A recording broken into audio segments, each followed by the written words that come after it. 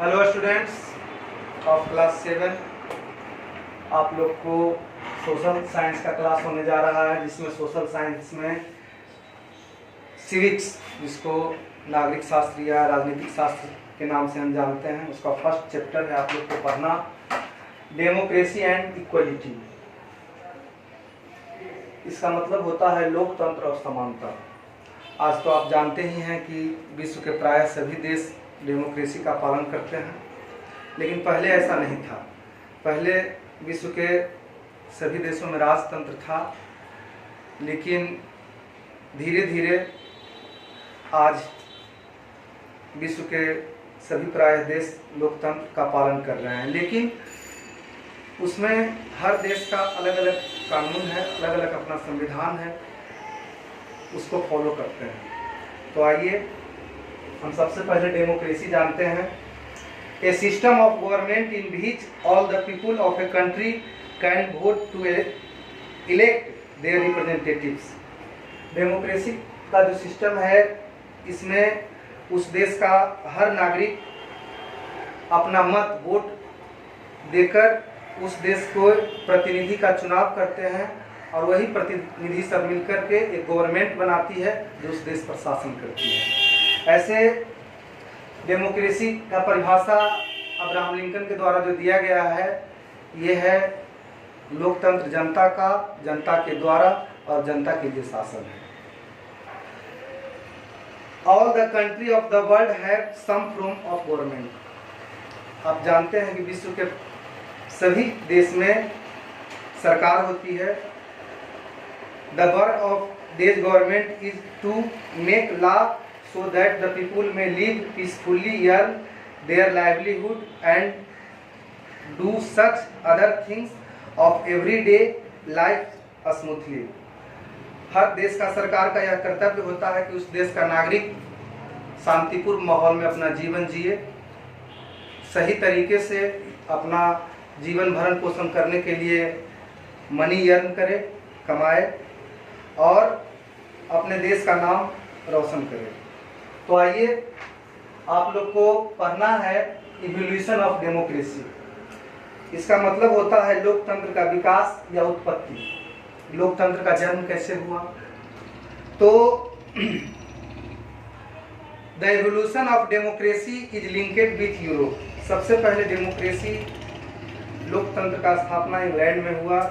The two revolutionaries, उस समय दो प्रसिद्ध क्रांति हुई जो उस समय के सबसे डेवलप देश कहलाते थे, अपने आप में विकसित देश थे, जिसमें glorious revolution of the 17th century in England, वहाँ का प्रख्यात विख्यात क्रांति था 17वीं शताब्दी में, जो इंग्लैंड की क्रांति के नाम से जाना जाता है। और 18वीं शताब्दी में जो क्रांति हुई वह फ्रांस की क्रांति, फ्रांस रेवोल्यूशन के नाम से जाना जाता है। ये दो देश के जनता वहाँ के राजतंत्र से, वहाँ के राजा से त्रस्त हो चुका था। इसके खिलाफ में लोगों को असंतुष्टि जाहिर होने लगा, जिसके कारण वहाँ क्रांति हुई। The world first democracy was founded in Athens. विश्व के में सबसे पहले लोकतंत्र का स्थापना एथेंस में हुआ इन अराउंड 500 बिफोर क्राइस्ट। यह 500 साल, मतलब ईसा के जन्म से 500 साल पहले वहाँ डेमोक्रेसी, लोकतंत्र की स्थापना का बात माना गया है। उसके बाद है मीनिंग ऑफ डेमोक्रेसी। डेमोक्रेसी का अर्थ क्या होता है? तो the word democracy has been divided from the Greek word demokratia. लोकतंत्र, डेमोक्रेसी जो शब्द है, यह ग्रीक शब्द है। डेमो मतलब कॉमन लोग, कॉमन पीपुल, और क्रेसिया मतलब मीनिंग रूल। ऐसे अपने देश में लोकतंत्र का परिभाषा, लोक मतलब जनता और तंत्र मतलब शासन। जो शासन जनता के द्वारा होता है उसे लोकतंत्र कहते हैं। The meaning of democracy has changed with time. Democracy का कुछ आधार, जो नियम जो है, वह समय के साथ बदलता गया।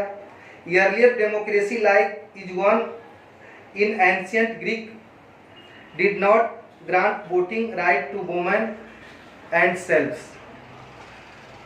एथेंस में भी या और भी जिस देश में डेमोक्रेसी लागू हुआ वहाँ कुछ लोगों को वोट देने का अधिकार नहीं था, न औरतों को अधिकार था और न वहाँ के गुलाम दासों को, जो गुलाम लोग थे उनको भी अधिकार नहीं था।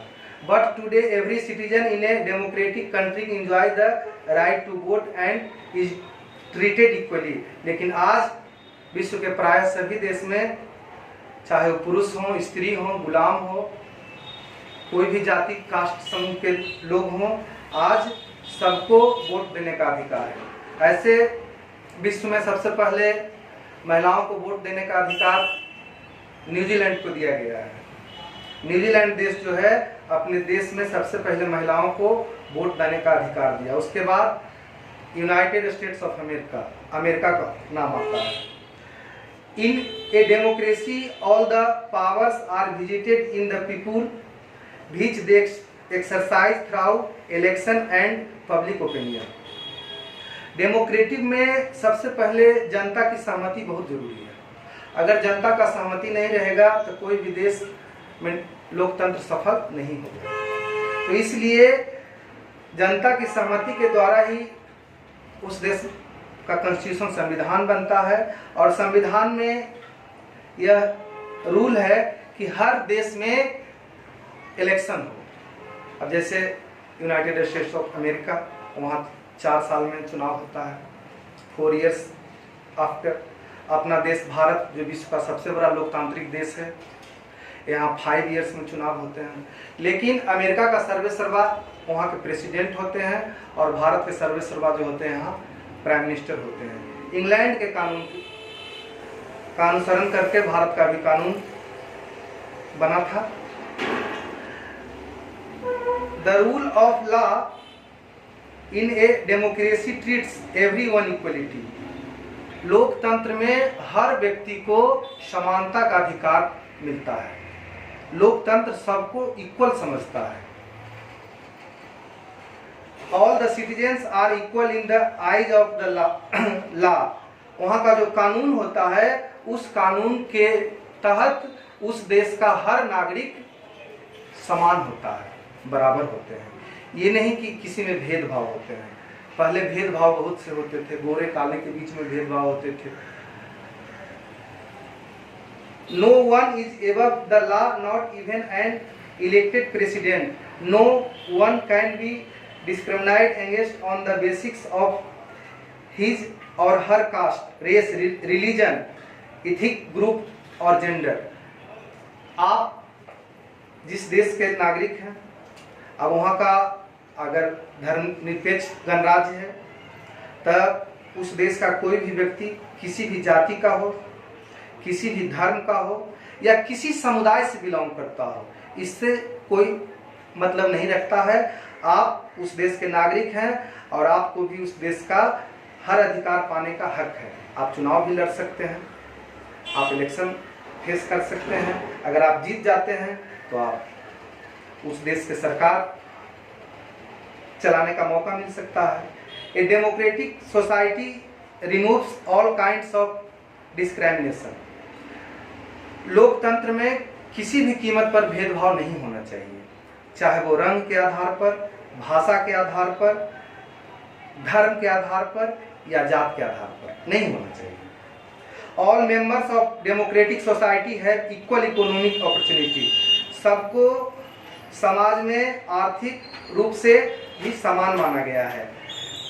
There are fulfil all their needs and free to earn their livelihood.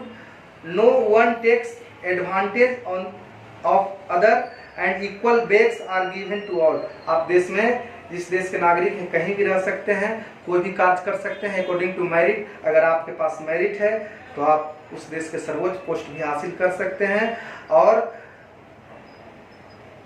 कहीं भी रह सकते हैं। उसके बाद है प्रिंसिपल्स ऑफ डेमोक्रेसी। तो प्रिंसिपल्स ऑफ डेमोक्रेसी में है कि डेमोक्रेसी का नियम क्या है। तो पहला है पीपुल है the power to elect their government, control it and remove if does not function properly। कहा गया है कि जो व्यक्ति जनता के द्वारा चुना करके जिनकी सरकार बनती है वही उस देश के पावरफुल होते हैं और उस देश में उनको सरकार चलाने, गवर्नमेंट चलाने का ऑर्डर मिलता है। Election are held periodically by fair means, हर फिक्स जो होता है आधार पर हर एक निश्चित तिथि को हर में वहाँ चुनाव कराना उस सरकार का दायित्व होता है। ए नंबर ऑफ पॉलिटिकल पार्टी में consist for election, political party होते हैं, राजनीतिक पार्टी, वही चुनाव लड़ते हैं। जैसे अपने देश में Congress party, Bharatiya Janata party, communist party और क्षेत्रीय भी बहुत से पार्टी हैं, वह चुनाव लड़ते हैं और जो चुनाव जीतते हैं, जिस पार्टी का बहुमत होता है उसी पार्टी की सरकार बनती है। उसी तरह से ऑल ओवर कंट्री में यही प्रावधान है। Right of the citizens are protected by the government, party किसी भी पॉलिटिकल पार्टी की सरकार बने, इससे मतलब वहाँ के जनता को नहीं है, उस सरकार को वहाँ के जनता को सुरक्षा देना कर्तव्य है और जनता के हर प्रकार की सुविधाओं देने का भी प्रावधान है। The basics of democracy is equality, लोकतंत्र का आधार ही समानता है, इक्वल है। The government runs according to a written constitution, किसी भी देश में अगर किसी पार्टी की सरकार बनती है तो वो अपने मन मुताबिक कार्य नहीं करेंगे, उस देश के जो रिटन लिखित संविधान है और उस संविधान के जो नियम और प्रारूप है उसी के आधार पर उस सरकार कार्य करेगी। The power is distributed at all levels of the government so that no person, no organ of the government enjoy absolute power. कहा जाता है कि किसी भी आधार पर कोई भेदभाव नहीं होना है, जो व्यक्ति पार्टी में इलेक्शन में चुनाव जीतते हैं वही व्यक्ति उस देश के सरकार चलाने का कार्य करते हैं। उसके बाद नेक्स्ट है मोनार्की। मोनार्की का मतलब होता है साम्राज्य या राजतंत्र, जिस साम्राज्य के आप राजा हैं। Monarchy is a system of government in which all the powers are visited in hands of the king और क्वीन। मोनार्की में, राजतंत्र में उस देश का सारा पावर अगर राजा और रानी के हाथों में निहित होती है और उस देश का जो कॉन्स्टिट्यूशनल राजा होते हैं, संवैधानिक रूप से जो राजा होते हैं वही उस देश में राजा करते हैं। अब है मोनार्की का प्रकार, काइंड्स ऑफ मोनार्की। तो इसका प्रकार में है, पहला है एब्सोल्यूट मोनार्की, इसका मतलब होता है पूर्ण राजतंत्र। आज भी कुछ ऐसा देश है दुनिया में, गिने चुने का कुछ देश जो जहां पूर्ण राजतंत्र है। हम लोग के समय में भी बहुत से देश जो राजतंत्र था वहां अब डेमोक्रेसी लागू हो गया है। Absolute monarchy means that the king और queen has total control over the state. Absolute monarchy का मतलब होता है कि उस देश के जितने भी पावरफुल कार्य हैं जो राजा होते हैं उनके हाथों में निहित होती है। All the powers of the government are visited in him her, अगर वह पुरुष हैं तो उनके हाथों में पावर होता है और अगर उस देश की स्त्रियां शासन कर रही है तो उनके हाथों में पावर होती है। जैसे Oman, Saudi Arabia, Vatican city, Qatar है एब्सोल्यूट मोनार्ची। आज ये सब देश का जो मैं नाम बोला, यहाँ अभी भी एब्सोल्यूट मोनार्की है, मतलब पूर्ण राजतंत्र है। पूर्ण राजतंत्र वाला देश है ओमान, सऊदी अरब, वेटिकन सिटी और कतर, जहां पूर्ण रूप से एब्सोल्यूट मोनार्की, पूर्ण राजतंत्र है। उसके बाद है कॉन्स्टिट्यूशनल मोनार्की, जिसको हम बोलते हैं संवैधानिक राजतंत्र। Under constitutional monarchy the powers of the king or queen are satisfied by the constitution. He she cannot act beyond those powers. कहा गया है कि कॉन्स्टिट्यूशनल मोनार्की जो होते हैं, जिसमें को हम संवैधानिक राजतंत्र कहते हैं, इसके अंडर में राजा और रानी भी होते हैं। मतलब वैसा देश जहां राजतंत्र था लेकिन वहां अब डेमोक्रेसी लोकतंत्र लागू हो गया है। अब जो लोकतंत्र लागू हो गया है तो अब ये प्रश्न उठता है कि वहाँ के जो राजा थे वो कहाँ जाएंगे, तो जो वहाँ के मोनार्की थे जो पहले से राजा करते आ रहे हैं, घराना परिवार के हैं, वो लोग कहाँ जाएंगे। तो उनको कॉन्स्टिट्यूशन प्रधान माना गया है। मतलब आप इस देश के जो संविधान है उसको देख रेख करेंगे और आपका जो सहमति होगा उसके अनुसार वहाँ का सरकार काम करेगी। जैसे भूटान अपना बगल में देश है, इंग्लैंड में भी प्राइम मिनिस्टर का पोस्ट होता है, प्रधानमंत्री, और उसके लेकिन वहाँ के प्राइम मिनिस्टर भी मोनार्की, वहाँ के जो राजतंत्र घराना है, प्रिंस विलियम्स जो भी वहाँ के राजा हैं, उनसे अनुसरण किया जाता है। उनके द्वारा जो बातचीत होता है उनको सेटिस्फाइड करके ही कोई नियम कानून लागू होता है। Denmark, Kuwait, Malaysia, Netherlands, Norway, Spain and Japan है कॉन्स्टिट्यूशनल मोनार्ची। ये सब जो देश हैं यहाँ संवैधानिक मोनार्क है, संवैधानिक राजतंत्र है। उसके बाद है डिक्टेटरशिप, जिसको हम तानाशाह कहते हैं। डिक्टेटरशिप में सबसे पहले विश्व के प्रसिद्ध डिक्टेटरशिप में नाम आता है Adolf Hitler. Came into power in German through democratic election in 1933 but destroyed the democratic system of government and ruled like a tyrant. Adolf Hitler का नाम आता है, जो जर्मन का एक मामूली सा पहले सैनिक थे। प्रथम विश्व युद्ध के बाद में वह घायल सिपाही थे, लेकिन जब 1933 में वहाँ चुनाव हुआ तो डेमोक्रेटिक पार्टी से हिटलर जर्मन के सत्ता तक पहुँचे, लेकिन सत्ता तक पहुँचते ही उन्होंने वहाँ के डेमोक्रेटिक सिस्टम को खत्म कर दिया और डिक्टेटरशिप तानाशाह लागू कर दिया। उसके बाद दूसरा नाम मुसोलिनी का आता है। मुसोलिनी एस्टेब्लिश्ड ए फसिस्ट, इसको फसिस्टवाद का जन्मदाता कहा जाता है। Government in Italy in 1932 which came to an end when he was overthrown in 1943। Mussolini को भी डिक्टेटरशिप का जन्मदाता कहा जाता है। यह भी इटली में 1932 से 1943 ईस्वी तक तानाशाह के रूप में शासन किया था। तो डिक्टेटरशिप होता है क्या कि हमारी जो मर्जी है वही हम करेंगे, मतलब मैं अपने मन मुताबिक कार्य करेंगे। This form of government is also known as totalization rule. The type of government does not give importance to individual in the government. जो हमारा व्यक्तित्व विचार होगा वही डिक्टेटरशिप में होता है, जो हमारा मन, इसको कहते हैं कि हमारा मन मर्जी के अनुसार काम होना। जैसे आज देखिए, the government enjoy unlimited powers but the citizens do not have any freedom. वहाँ के जनता को, जो डिक्टेटरशिप देश के जनता होते हैं, वहाँ के जनता को किसी प्रकार की आज़ादी नहीं होती है, उनका हाल गुलाम या दास की तरह होता है।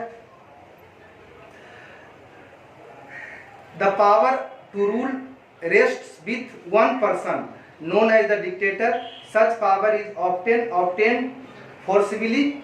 कहा जाता है उस पर बलपूर्वक अत्याचार करके उस पर शासन किया जाता है। people who criticize to rebel against the dictator are punished severely, है ना। उसको अपने अंडर में करके उससे गुलामी, मतलब उससे गुलामी का कार्य करवाना, उसको गुलाम रखना, अपने मन मुताबिक जो हम कहेंगे वो करेगा, इस तरह से के शासन को तानाशाह शासन कहते हैं, डिक्टेटरशिप कहते हैं। German under Hitler, Pakistan under Mohammad Zia ul Haq, अपना पड़ोसी देश पाकिस्तान में भी डिक्टेटरशिप था। किनके समय में? उस समय वहाँ के प्रेसिडेंट थे मोहम्मद जिया उल हक। And north Korea under Kim Jong Un, और अभी वर्तमान में नॉर्थ कोरिया जो है, उत्तर कोरिया है, जो आप देख सकते हैं, जान सकते हैं, किम जोंग उन के नाम से जाने जाते हैं, जो दुनिया के सबसे बड़े तानाशाह के रूप में अभी इनका नाम आता है। तो तानाशाह का भी रूप होता है, एक होता है मिलिट्री डिक्टेटरशिप, सैनिक तानाशाह। जैसे 1999 में पाकिस्तान में परवेज मुशर्रफ सैनिक के पोस्ट पर रहते हुए पाकिस्तान को अपने अंडर कर लिया था और वहाँ सैनिक तानाशाह चलाए थे। Military holds absolute political power in this from, वह पॉलिटिकल राजनीतिक लोगों से मिल करके अपने हाथों में सत्ता को कब्जा लेते हैं। और दूसरा होता है कम्युनिस्ट गवर्नमेंट, इसको हम बोलते हैं साम्यवादी सरकार। The communist government are also non democratic governments. The support of this idea that ownership of the means of production should be for all the citizens of the country and private ownership of property should be criticized। कहता है कि किसी भी चीज़ को अगर हम उत्पादन कर रहे हैं उस पर सरकार कब्जा जमा लेता है और वहाँ के जनता को किसी प्रकार की सुविधा नहीं दिया जाता है। द रशियन रिवोल्यूशन इन 1917, इसी कारण रूस में एक क्रांति हुआ था जो 1917 ईस्वी की क्रांति, रूसी क्रांति के नाम से जाने जाता है। चाइनीज रिवोल्यूशन, चाइना में भी इसके चलते, कम्युनिस्ट गवर्नमेंट के चलते जो क्रांति हुई, जो 1949 जो 1949 में माना गया है। Landmarks in establishing communist government on this country, आज भी चाइना में साम्यवादी सरकार है, कम्युनिस्ट की सरकार है। China, Cuba and Vietnam are some communist state. Present समय में भी चाइना, क्यूबा एंड वियतनाम जो है वहाँ साम्यवादी सरकार वर्तमान में चल रही है। तो बच्चों, आज आप लोग को evolution of democracy, meaning of democracy, principles of democracy, forms of government, monarchy, absolute monarchy और कॉन्स्टिट्यूशन मोनार्की और डिक्टेटरशिप, ये 8 टॉपिक बतलाया गया है। नेक्स्ट लेसन का जो भाग है नेक्स्ट पीरियड में होगा, इससे आपको मीनिंग, वर्ड्स मीनिंग और क्वेश्चन भेजा जाएगा, जिसको आप लोग को करना है। That's all, thank you.